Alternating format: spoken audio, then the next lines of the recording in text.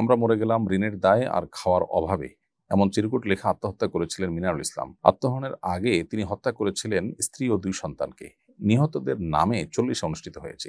এই আয়োজন করতেও আবার পরিবারকে ঋণ নিতে হয়েছে। অনেক স্থানে 40 করাকে অনিবার্য মনে করা হয়, না করলে মানুষ কুট কথা বলে। এবারে কিছু বলুন প্লিজ। খুবই গুরুত্বপূর্ণ বিষয় এবং এই বিষয়ে গণমাধ্যমে নিউজ হয়েছে, আমরা সেটা দেখেছি, আমাদের চোখে পড়েছে। খুবই দুর্ভাগ্যজনক একটি ঘটনা। এই ঘটনার দুটি দিক আছে, আমি দুটি দিককেই সংক্ষেপে ব্যাখ্যা করার চেষ্টা করছি। প্রথম কথা হলো, কোনো মানুষের মৃত্যুর পর 40 3 দিন আর 7 দিনের নামে যে আনুষ্ঠানিকতা হয়ে থাকে, এর সাথে ইসলামের কোনো সম্পর্ক নেই। কোরআন এবং হাদিস কোথাও আমাদেরকে এরকম কিছু করতে বলেনি। অথচ আমাদের দেশে এটি চলে আসছে এবং প্রতিষ্ঠিত হয়ে আসছে।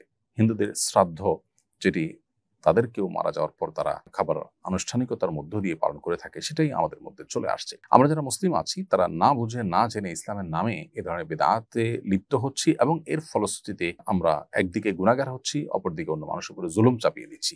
এই যে ঘটনা, মিনারুল ইসলাম তিনি সপরিবারে যে আত্মহত্যা করলেন, তিনি গুনাহের কাজ করেছেন, তিনি সবর করতে পারেননি। আল্লাহ তাআলা তাকে, তার পরিবারকে মাগফিরাত করুন। যারা মারা গেলেন তাদেরকে আল্লাহ তাআলা রহম করুন। এবং মিনারুল ইসলাম যিনি নিজে কষ্ট সহ্য না করতে পেরে এই ঘটনা ঘটিয়েছেন, আল্লাহ তাআলা তাকেও ক্ষমা করুন, আমরা দোয়া করি, সেটা ভিন্ন বিষয়। কিন্তু তাদের মৃত্যুর পর যেখানে তারা ঋণগ্রস্ত হয়ে মারা গেছেন, সেখানে তাদের ঋণ পরিশোধ করবার জন্য সমাজের মানুষের উদ্যোগ নেওয়া দরকার ছিল। তা না করে তারা আবার তাদের পরিবারের উপরে 40 চাপিয়ে দিয়েছে।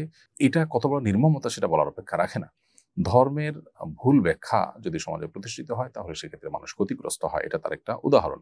বাংলাদেশের মানুষ যেহেতু ধর্মপ্রাণ, অতএব এখানে ধর্মের সঠিক শিক্ষা, ধর্মের সঠিক চর্চা অনেক গুরুত্বের সাথে থাকতে হবে। না থাকলে আমরা দিন শেষে ক্ষতিগ্রস্ত হব।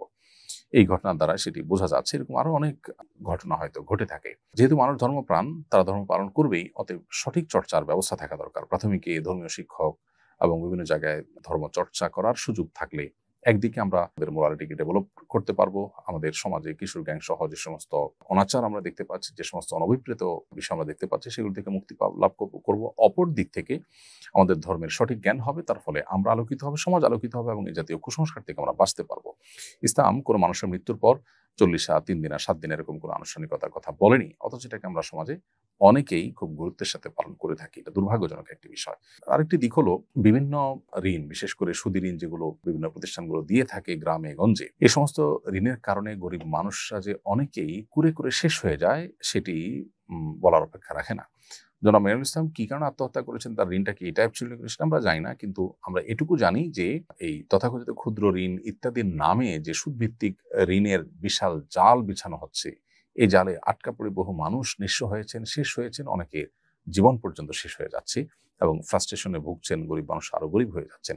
এই সমস্ত ঋণের মাধ্যমে কিছু মানুষের হয়তো সাময়িক উপকার হয়, কিন্তু স্পিরিচুয়ালি এবং নানা দিক থেকে গরিব মানুষ বা ঋণ গ্রহীতারা সবচেয়ে বেশি ধ্বংস হয়।